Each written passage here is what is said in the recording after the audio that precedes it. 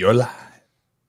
Welcome to the best sports betting show on the planet. This is WagerTalk Today. I am your host, Andy Lang. It's Thursday. When I say we got a jam-packed show, I mean jam-packed show. We got Gianni with the Steam Report. Dave Mason from BetOnline is going to join us. Steve Merril is going to join us for Rays and Red Sox. And then somehow he's going to do a segment that involves Usain Bolt and Joey Chestnut. Stay tuned for that. Nick Parsons is going to give out a CFL pick. I believe his pick cashed easily last week, and then Kyle Anthony's going to join us to break down a couple of UFC fights. All right, before we get into it, we're going to do something here. We've been playing the game where we pick a game, and you got to tell us the winner and get the correct score. We're going to try something a little different. It's the summer of trying things. After the show, put in the comments section, so not in the live chat, in the comments section, put your WagerTalk username and your best bet for the day, and we're going to randomly pick some people to get a 3-day flex pass. So WagerTalk username, your best bet, and we're going to randomly pick a winner. Put that in the comments section right after the show. While we're doing that, hit the like button. Let's bring on Gianni. Gianni, happy Thursday here. Let's do a Steam Report real quick, and then we'll get a little UFC in from you because I know you're not going to be here tomorrow. Happy Thursday. How are you, sir? Thank you, brother. Slow day so far today, but I did fire NBA Summer League. I gave out 3 plays already to subscribers, a side, a money line, and a total. I'll give you the side right now for guys out there. It's a 3% play on New Orleans plus the 7. New Orleans plus the 7 over Minnesota. That's in the Summer League. Maybe sprinkle a little something on that New Orleans money line at plus 200. Just throwing it out there, but the plus 7, 3% play for subscribers, follow or fade. Just letting you know what we bet in the NBA Summer League. Otherwise, just a little bit of baseball. Slow so far, but it'll pick up. Thursdays are always like that. Yeah. Any big things you notice with the Steam Report? The only one I really notice is that WNBA line. And that's all because of Asia Wilson. So be careful if you're betting the Aces. I know I saw that huge Aces opened up -1, Washington's -3. Asia got hurt last night with a wrist injury. So make sure you're checking starting lineups. She's a game time decision. My guess is she probably doesn't play. So be careful with that game. Make sure you know the starting lineups in that one. So what else have you noticed, Steam Report, Gianni? Major League Baseball, a couple signs for you. Coin flip games, 958 Yankees at even money. 964 LA Angels at even money. Also, they're now favorites. 967 the Cubs -110. So that's Yankees, LA Angels, and the Cubs all right around that coin flip price.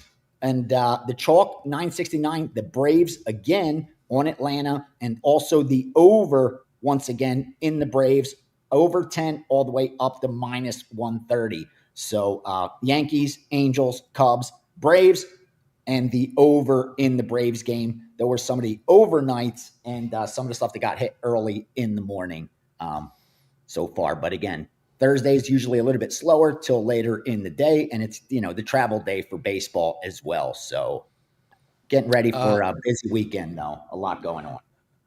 Brent says he just watched that Summer League bounce up. Do you think there was line manipulation? I'll get your take on that, Johnny. My guess is there's just not a lot of action on this, so it doesn't take very much to move lines with things like that. You'll see that in some of the smaller markets that just a little bit of money will make pretty aggressive line moves. What's your take?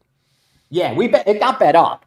Minnesota got bet up from 4.5, and that's why I always try to stress be careful of those overnights, because the overnight on Minnesota opened at 4.5. And I can tell you, to go from 4.5 to 7 doesn't take a lot of money. For example, I have an account in Canada that I have to use a VPN for, and they're a skin of Pinnacle, okay? Well, they've realized that this account is sharp. The only thing I use it for is MMA from one of my originators, and for the sharper stuff that I know they're then going to bet on screen because they're going to move the line. So anyway, to make a long story short, if I bet just some limits, overnights are like $200. The most they ever are is $500. For $500 max, I could make that line move from -4.5 to -5.5 or 6 with maybe $1,000, $1,500 max. And now at 7 this morning, I could get down, 5,000, 10,000 pretty quickly with a couple, clicks of my mouse. So where the night before I can't do that. So it just goes to show you got to be careful with a lot of those overnight line moves, because that's a perfect example. Again, if you have Minnesota minus 4.5 in your pocket, it's obviously a good bet, because you're looking, it got to as high as 7. It's probably going to go off at 6. So you still got a good bet. But that was just early manipulation being bet up. And the real hit came this morning on New Orleans at +7. And even some 7.5s I know got picked off that, couple that moved it higher than they should have. But that's what I talked about before in NBA Summer League. The lines move very quickly. Once information is confirmed, lines move very quickly. But there's a lot of setting up and a lot of manipulation, just because there's not recreational money on the other side. So they're not able to write, the other team. They're just writing one side more or less, and it's the sharp side. I mean, unless you're going to NBA Summer League, you're probably not betting it. And if you watch the crowd in those games, it's not like that packed. So they're not getting much recreational bettors at all. It's more like sharps versus the books. And as I've explained here so many times, when that's the case, there's a lot of manipulation going on. When they're not writing anything else on the other side. Real quick, your take on the Dodgers. They just dipped below 60% on their win percentage, 56-38. That's 59.6, not way below 60%. But we talk about these waves. I like that we're following these teams, throughout the season. So they're obviously slumping a little bit. I know Teddy Cover's been doing a good job picking his spots and betting against them. Pretty soon, it's about time to come back on them. Correct? Yeah. Because they're right now they're right about where they should be. The Dodgers. And when you look, where are we? We're not even at the All-Star break, bro. We're not even at the All-Star break. And only one team, when you look at today's standings, has won 60 or higher. 6-0 or higher. Only one team. That's the Detroit Tigers. I was screaming that from April. I was screaming that in May. That's just what's going to happen. It's not like I'm a prophet or a psychic. It's just every single year the same thing happens. These guys play 160 plus games. They're going to regress and progress towards the mean. And there's not a single team out there whose mean's higher than 65% or lower than 25%. They're all going to be somewhere in the middle there, between 30 and 60. That's the difference between first place and last place pretty much in Major League Baseball every single year. But now we start looking at that flip side. I like what you mentioned, that some of those teams that we do expect, to do a little bit better, that have been running bad. You look at a team like Atlanta. Atlanta, if, for example, this is a team when the season is finished, should be about 500. And right now they're winning about 43% of their games. Yeah, just 40. You want to be looking the back. They're about 9-10 games below where they should be right now, based on runs scored, runs allowed. A team like that should have won more games already. So that's a team that you want to be looking to back, a team like Atlanta. Look, we've been on Atlanta, I think, 2 of the last 3 nights, betting Atlanta. So this works throughout the entire season. And again, it's not going to happen overnight, but you want to be able to wake up every morning, every Monday, and write down 2, 3, 5 teams that you look for spots to fade, 2, 3, 5 teams that you look for sides to back, and then you handicap individual matchups and you look for those teams where it lines up, where you get more factors to help you confirm bet or fade. I do that with baseball every single year, and that's where I'm able to come out with some of my own plays where, I move for other groups that they originate their own baseball, but that's how I'm able to pick a lot of my own stuff is simply looking for those teams that are going to regress and progress. It works with baseball better than any other sport because of the amount of games they play, and anybody can do it. You don't need a math degree to, as long as you have good long-term projections. Like if you trust the long-term projections, and I do, because the guy I deal with historically has done very well with these, as my season win totals show, that the history of them. And I just follow it. And what it says it should do, they usually do, man. And as of today, again, there is only, I'll look right now because he sent it over. It's 2 days old, but it's still pretty fresh. We are still only one team. When the season's over, I'm telling you, even right now, I will bet right now, that Detroit does not win 60%, more than 6-0. 6-0 would be the over-under, 60%. So 59.6, that's not 60%. 6-0 or higher, I swear to you right now, I would lay minus 200. Minus 200. Since we're not even at the All-Star break, I have more than enough time for that team to regress. I would bet you that when the season's over, this Detroit team does not win more than 95 games. And at 95 games, they're below 60%. They're like at 58, 59%. That's the most games this team's going to win. Right after you left, someone asked in the main event where we thought money would come in. I was like, probably Derrick Lewis. Then I wake up this morning and see Derrick Lewis has taken all the money. Just give me 30 seconds here on UFC, because I know we won't have you tomorrow. Anything jumping off the page for you that's interesting? Here's what I can tell you real quickly. I'm glad you asked, because I actually started not just doing UFC, but I sent 2 premium plays out to subscribers. I sent 4% play, and I even sent a little parlay. Here's the problem I have with Derrick Lewis. He's been profitable as an underdog. 14 times in the UFC, he's been a dog. He's come out with the money 8 of those times, close to 60%. So if you ever want to bet Derrick Lewis, this is probably the position you want to bet him in as an underdog. But he's just in a really bad spot here. He's up against Tallison Teixeira, who's going to be 15 years younger. He's going to have a 4-inch reach advantage. The only negative is the strength of schedule. But you can only fight who's in front of you. And the way this guy's been running through people and the way he ran through Tampa, I really think I understand why the bettors are on Derrick Lewis, but I just think that's throwing away money. I think Teixeira gets the job done. I think he gets it done pretty easily as well. And I dug deeper into that co-main event as also with Bonfim and Thompson, and that's another situation. This is coming from someone that looks to bet dogs, live dogs, and I'm comfortable betting a plus 300 that I know I'm going to throw out 6 out of 10 times. Because again, if I'm taking a plus 300, I know I'm going to throw that ticket out, at least 6 out of 10 times, probably 6.5 out of 10 times. I'm comfortable doing that because I'm going to bet every day for a long time. So I'm looking for the long term. But if you're not, then again, dogs aren't the way to go. But I don't think this is a dog that's very live with Derrick Lewis. I really don't. Gotcha. Just trajectory of careers. He's at the end of his career.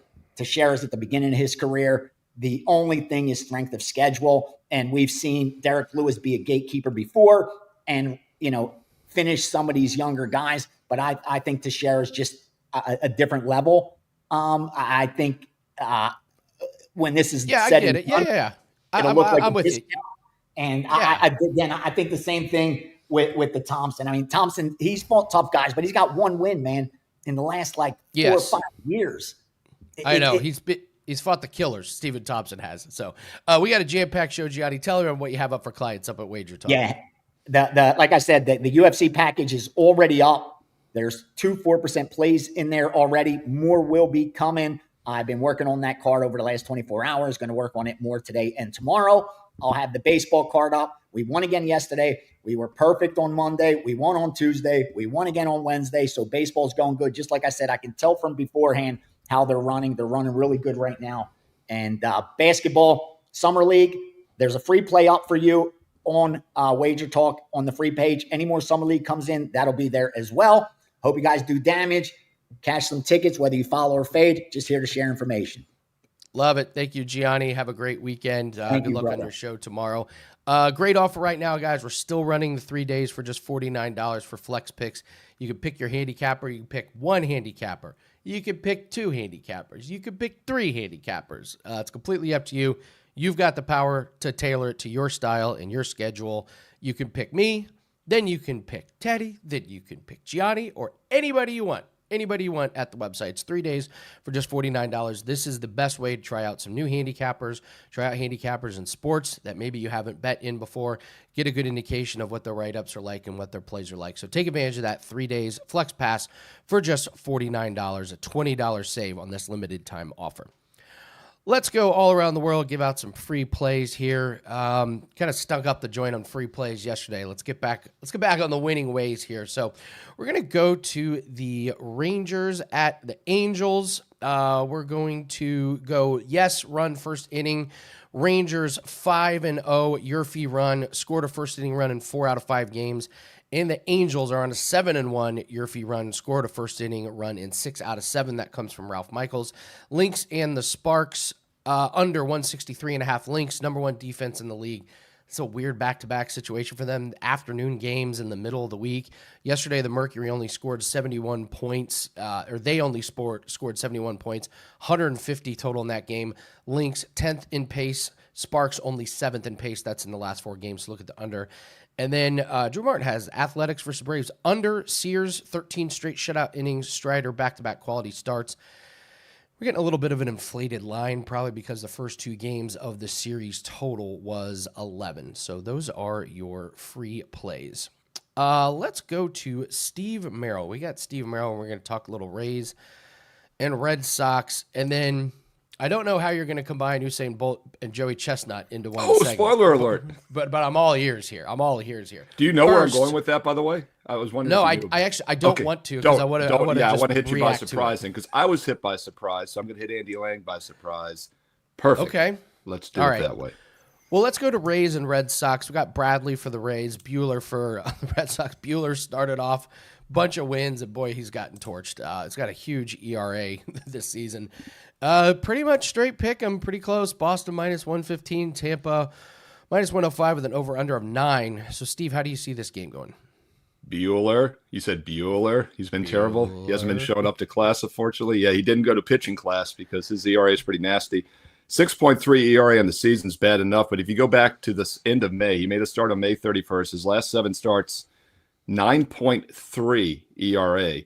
And, Andy, most guys don't stay in the league when they have a 9.3 ERA over a 7-start span. But I've always said that sometimes these veteran pitchers who have had good careers in the past hang around a little bit longer. We love to pick on Patrick Corbin. He was been awful for several years. He got a little bit of a renewed life this year with the Rangers shortly. He's coming back down to earth. But Bueller looks like one of those guys. 4.0 ERA in 2022. He missed all of 2023, and he has not been the same. 5.4 ERA last year, 1-6 record. 6.3 this year. As I mentioned, 9.3 in his last 7 starts. The only reason he's still in the rotation, he's still in the league, is because he's a veteran. And these guys hang on a little bit too long. There's always 1 or 2 guys a year that shouldn't be pitching anymore, and it sure looks like Bueller's that guy. He was okay in his last start against the Nationals, who've been ice cold, by the way. He gave up only 2 earned runs in 5 innings. It's bad when you're saying giving up 8 hits and 2 runs, 3 runs, 2 earned in 5 innings is a good start, but that puts it in perspective. I don't think anything has been fixed. And while the Rays have cooled off a bit, keep in mind, for about a month span there in mid-May to mid-June, they were the best team in baseball, number 1 in all offensive categories, even number 1 in a lot of pitching categories. They're 2-2 their last 4, 3-4 their last 7. Red Sox have won 6 straight, 8 of the last 9. And that's what kept this off the card tonight, is I don't like to fade hot teams. But once again, I want nothing to do with Bueller. So I would lean Rays in this one at a slight dog price. But the best play is probably the over 9, minus 120. Rays team total over would make sense as well. Bueller is good to give up a handful of runs. And I think both teams get over 9 tonight. 9 times? 9 times. 9 his ERA times? is 9.3 his last 7 starts, and the total is only 9 on the game. I mean, so the math works. Boy, Ferris Bueller's day off. The MVP of the show so far. Get multiple shutouts in the same game. Oh, I've done that for years. I can't resist Bueller. I mean, anybody who grew up in our era, Andy, when you hear the word Bueller, that's the first thing you think. Absolutely. All right, Joey Chestnut, Usain Bolt, the floor is yours. I can't wait for this. So last week, my life tip was go to the gym, meet people, and I mentioned a retired friend of mine who's in his 70s gave me those baseball books, Mike Conti. Got to hang out with the young kids, too. You got to have balance, right? So I hang out with the kids. I coach. I interact. And 16-year-old local track superstar, Lucas Henderson, who, by the way, this spring won the state title with his high school here at Jamestown High School, also was part of the 4x800 school record. And he asked me my opinion on this the other day, and I hadn't even heard about it. I thought he made it up. I'm like, man, you're brilliant. I'm going to give you a shout out on WagerTalk today because that's what kids live for, as you know. But he told me this is actually a social media thing, and I did Google it about 10 minutes ago. It is all over the internet. So, surprise, Andy, you haven't heard about it. I hadn't heard about it. It's Joey Chestnut versus Usain Bolt. And here's the deal. It's a 100-meter race. Who would you take? Obviously, Joey Chestnut, because here's the catch. They each have to eat a full hot dog before they run the 100 meters. Chestnut can eat a hot dog in about 3 to 4 seconds, believe it or not. I don't know what Bolt can do. I've been told an average person can eat it 20 to 30 seconds. I think Chestnut could half walk that 100-meter race and win. So it's not even debatable. So here's what I'm going to propose, Andy. I'm bringing another element to this. What is the over-under where Usain Bolt would beat Joey Chestnut after they each had to eat a hot dog? Maybe a 200-meter. Oh, wow. I think Bolt can run that in like 19 seconds.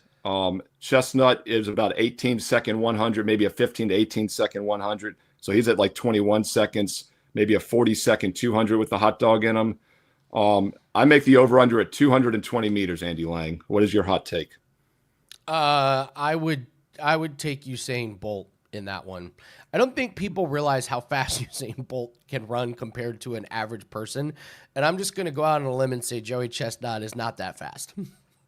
He's in shape, though. I know he's probably not for fat. Eating hot dogs. I mean, it's a little different than running. No, also, by the way, they got to keep the hot dog down, Andy. They got to keep the hot. They can't have a Roman. Oh moment. Well, okay, that's my stipulation. I didn't read that anywhere, but okay. I still think Usain Bolt could practice eating a little bit and then get better. Give me the professional runner in any competition that involves running. All right, what distance are you making the over-under? I think Chestnut in the 100 wins easy. I think he can run that. Chestnut 100, it's too short of a distance. Correct. Yeah. 200, give me Usain Bolt. All right. Hey, viewers, chime in below in the Bolt. Comments, right? What is your over-under? Andy is saying he's taking Usain Bolt at 200. I'm making it 220. I think 200 is a really close number. That might be that 50-50 number. Hopefully we'll see this happen. Dave Mason can set odds on it. Is Dave coming on? I want odds from BetOnline from Dave Mason. Oh, he'll set lines for just about anything. There we go. We could get that. If they actually go through with this, then yes, 100%. Yes, there will be lines on this one for sure. So I did Google here. I didn't read this yet. I'm reading this live on WagerTalk Today. USA Today article, Andy Lang. It says Joey Chestnut responds to Usain Bolt. That's how big this is. I knew nothing about it. I got to hang with the kids more. It says, of course I do, what Chestnut told USA Today Sports. So now it's half there. Just like, we got Clay Travis would take on, what's her name? In WNBA. There's the Angel Reese. There's the one gorilla versus the 100 men. Like that was, every few weeks, there's they some mentioned polarizing thing. My friend Lucas mentioned that right after we talked about this. He told me the gorilla thing. And I go, 100 men would crush a gorilla. Maybe 10 or 20 wouldn't. But they'd have to work together. The problem is nobody wants to be that sacrificial lamb to the gorilla. That is really funny because that's the other challenge. There'll be more than one sacrificial lamb to the gorilla. So, how many hot dogs could a gorilla eat? How many humans could he go through? All right, Steve, what do you have up for clients over at WagerTalk? Got baseball best bets. Just gave you a free play here. I've got 2 strong best bets tonight at WagerTalk. Also a bonus free play. We post a free play. It's always my last cut from the best bet card, so it's a strong opinion. And don't forget about the free videos as well. I'm going to do a double video as well after this for some more games this evening in Major League Baseball. So check out 2 more free play videos, 2 best bets on my page, a bonus free play. Woo! Lots of stuff tonight on Thursday. Steve Merril, WagerTalk.com. Get there quicker with shortcut WT.buzz/SM. And while you're there, check out the rest of baseball from now through the World Series for less than $3.50 a day. This special offer is available for the next week through the All-Star break. But don't delay. The sooner you get on, the more days you get for free with the rest of the baseball season. No promo code needed. Steve Merril, WagerTalk.com.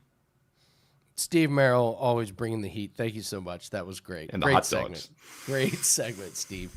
All right, one more mention, guys. After the show is over, post your WagerTalk username in the comment section, not in the live chat, in the comment section right after the show. Username, what's your best bet? And we're going to pick some lucky winners to get 3 days of Flex Pass, try out some new handicappers. For the rest of you, if you haven't joined WagerTalk, please do and experiment with that 3-day Flex Pass for only $49. It's a current special running right now. And if you haven't subscribed to the YouTube channel, we're like 800 people away from 210,000 subscribers. So just a token of your appreciation, please subscribe to the channel if you haven't. Make sure you hit the like button on this show today. And we're going to bring in Nick Parsons. We're going to talk our CFL. We get our CFL fix of the week from Nick. Nick, believe it, the easy cash on your play last week. That was no sweat. So I also got to congratulate you. That is the best jacket we've had on this week. Teddy brought it. Teddy always brings the heat with jacket, but I love that jacket. That is my favorite jacket you have. So talk to us a little about CFL. This is a really good game we got going on here. I believe it's the top two teams in the West. So break down this game for us and tell us who you like. Exactly. So last week it was on Calgary, and so that was a rocking chair victory at home. Quarterback Vernon Adams Jr. finally broke out, had a big game, and so now Calgary's on the road this week. They're in Saskatchewan. They only have 3 games this week in the CFL, so this is actually a look-ahead play. It's not tonight; it's for Friday night. But I think an improved Vernon Adams Jr. and a tough Calgary defense. They have much more than just a puncher's chance in Saskatchewan on Friday night, Andy. Now, the Riders, they're 4-0 straight up and against the spread. The last time out, they beat the BC Lions at home by a score of 37-18. It was backup Jake Meyer who was under center for that one. Quarterback Trevor Harris, he was out due to a minor injury suffered in a win over Toronto in the previous game. But now Saskatchewan, it has a target on its back moving forward. It's the only unbeaten team so far in the CFL after the Stamps beat the Blue Bombers last weekend. But Vernon Adams Jr., he was great, but it was the defense that stole the show last week. It didn't give up a touchdown until the final 2:28 remaining in the game. And the Stampeders have interestingly only allowed 40 points so far over the first, second, and third quarters. One other situational factor which I think is helping Calgary here is that Saskatchewan is coming out of its bye week. So it's been almost 3 weeks since Harris has been under center. And so I think the advantage goes to Vernon Adams Jr. and the Stampeders. They're coming off their most complete game. Their offense is healthy and their defense is looking great. And so, you know what? I think an outright upset could possibly be in the cards here. But my official play will be to grab as many points as you can. I love that. And tell us what you have going on at Sports Memo. I know we got a lot of cool things. We're going to cash on the Calgary Stampeders +5 and tell everyone about Sports Memo. Yeah, Sports Memo. So that's where you guys can find me. I've been doing extremely well. I'm leading all sports right now over the last 30 days. I'm 19-6 with my WNBA picks. I'm 9-5 overall in the CFL. I do have a few different packages up. And guys, when you're over at Sports Memo, definitely check out some of the specials over there. It's changed a lot. The leaderboards, it's so competitive right now, but some of the different specials, they brought over the flex picks over from WagerTalk, also to Sports Memo. Same deal, everything that Andy was just talking about there, but just applied to the Sports Memo handicappers.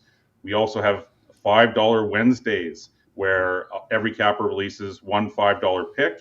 And so there's always lots of 4% and 5% picks because they know lots of people will be coming to check out all of those plays.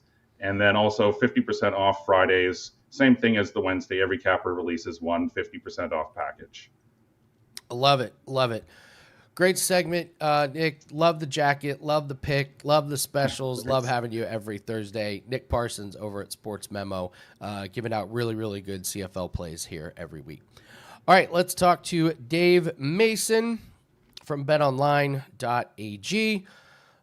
Dave, last week you had just gotten back from vacation and were pretty lost. I hope you got your feet on the ground and you're back in the swing of things from your cubicle, correct? Yeah, I am. I mean, it's slow here, right? It's July's the slow season. You know, we're digging and I just heard your previous guest talking CFL, so I clicked on there and see what's going on. I don't pay much attention to CFL. I kind of watch it casually, but I was just checking on to see what was going on there. So yeah, it's this quote unquote slow season, but there was always something to watch and bet on, though. I am in play with you guys right now on a cricket play. So there you go. Let's go cricket. All right. It is slow season, but What's been the handle like on baseball today, over the last week? Are people betting the usual favorites, or have you seen anything change? Yeah, I mean, handle's great. Handle's always good on baseball, and it picks up. Definitely picks up in July as we're the second half of the season approaches, and the kind of basketball and NHL's out of the way. That's a lot of the casual. The serious guys are going to bet it.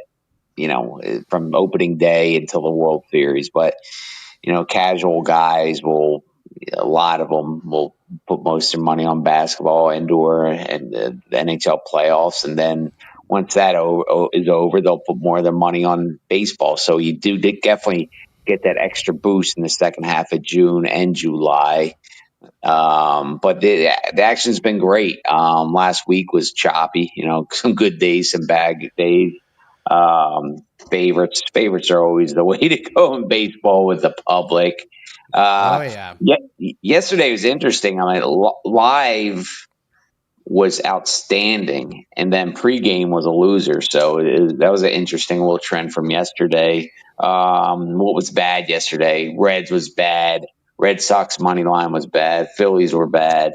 Twins are really strong for us. So it's been choppy, but the volume's good. Are you betting anything these days? Not as much. I'm more of a football guy, a fight guy, but I don't really like anything on this weekend's UFC card.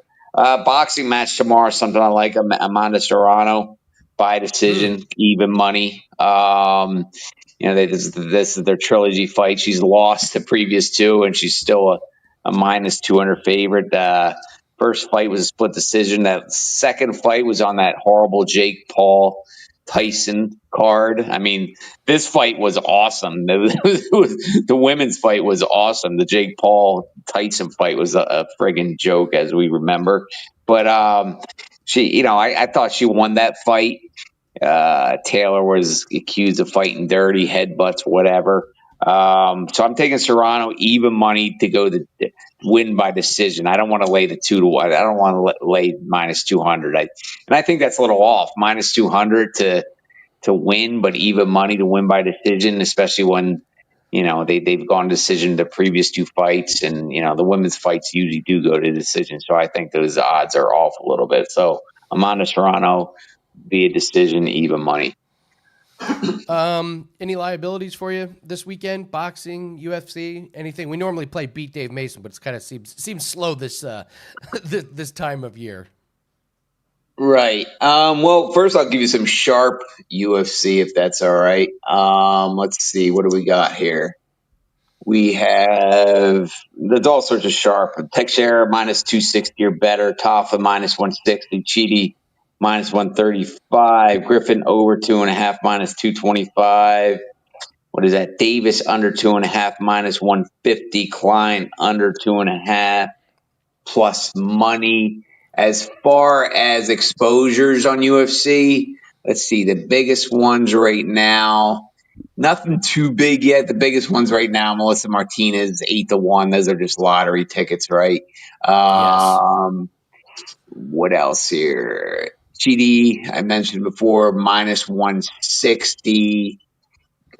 Gabriel Bonfim minus 425 right now. Majority action is yet to come in, so we'll see. I think by fight time we'll have a big liability on Derrick Lewis. Right now it's kind of choppy, but the public will be taking him at plus 225 come fight day. Yeah, I saw that line has come down quite a bit, even just from yesterday. Yep. Dantro wants to know from you any baseball sharp info for today that you can share with us. Yeah, there's a ton, and it's very dog centric. Marlins plus 164, Yankees plus 102, Red Sox evens, Angels plus 101, Orioles plus 134, Twins plus 121, and then one chalk, Braves minus 141. Love it. Love it. Dave Mason, tell everyone about BetOnline and tell everyone where we can find you at. Yes, sir. At Dave Mason, BOL. That's my Twitter address. And then come on over to betonline.ag while we're getting ready for football. Of course, baseball is the main event. we still have dime lines. A lot of books have gotten rid of them, but we still have MLB dime lines. So we have some of the best prices, and our odds hit the board before every other book. So early openers plus dime lines. So great value on our MLB offering. Love it. Love it. And they take cricket bets if you're like me. So thanks, Dave. Appreciate it. Can't wait to see you again next week. Have a great weekend, sir. Thank you. Take care. All right, guys, we're going to bring in Kyle Anthony. We're going to get our UFC fix in. So I know we had a couple questions, MMA locker room, any UFC talk. Of course, there's UFC talk. We got a fight card coming up this weekend. So, Kyle, I thoroughly enjoyed the week off. I got to be honest. Yes. I thoroughly enjoyed no UFC, but we're back at it. I know you got a couple fights to break down. Let's just get right into it and start with the main event. We got Derrick Lewis and we got Tallison Teixeira. What's your breakdown on the main event?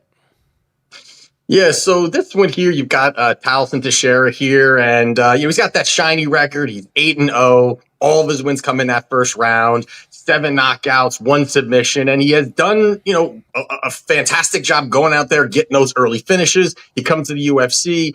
UFC debut, knocks out Justin Tafa in, 35 seconds. So a great showing from him there. And he does have, a lot of the metrics are going to go his way. Like some people were talking about on the show today, he's going to have a 5-inch height advantage, a 4-inch reach advantage, 15 years younger than Derrick Lewis. So a lot of that does go for it. But the first thing that I think you got to look at here is the strength of schedule. And I understand that you got to fight who you're facing and who they're booking you at. You've got a guy in Tallison who's 25 years old, obviously hasn't had the opportunity to face these kind of guys. But this feels like a little bit like a too much too soon for Tallison here, where he hasn't really fought anybody. You've got Derrick Lewis, who has fought the elite of the elite throughout his career. Although he's 40 years old, in the heavyweight division, that's not like ancient. That's not like, he's definitely towards the tail end of his career, but it's not ancient. And, he's fought guys like, Sergey Pavlovich, Cyril Gahn, Jailton Almeida, DC back in the day. Obviously elite level guys. And that's the one thing that you got to look at this here is that's part of it here where who they have faced, the experience level. Tallison's had 8 fights in his career. Lewis has had 40 and at the highest level. And then also the big thing here, and this is something that I look at when there's heavyweight fights going on, and especially guys who are bangers, who are going to throw big, heavy shots, who are just going to stand and brawl, is the variance.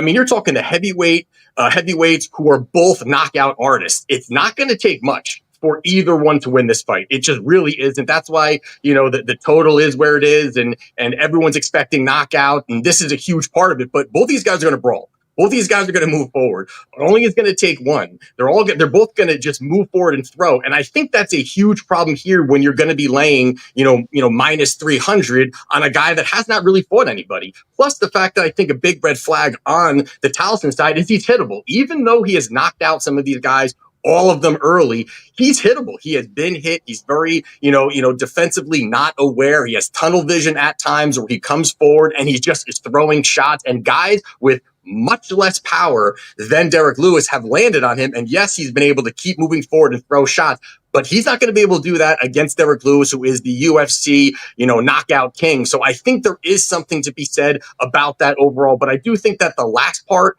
that I think is possibly, maybe an angle here for Lewis is we've seen him go for takedowns.